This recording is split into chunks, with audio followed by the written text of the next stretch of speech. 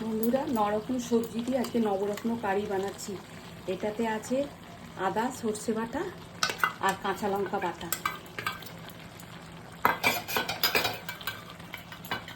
আর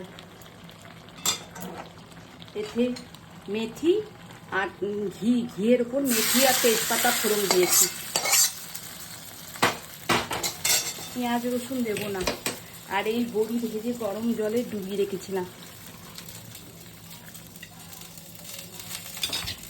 ওপর থেকে একটু একটু দুধ দিচ্ছি।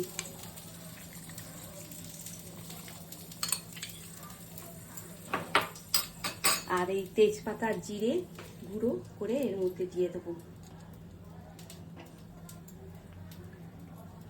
নরকম সবজি, আর সবজির মধ্যে রাঙালু, গাজর, বিনস, বেগুন,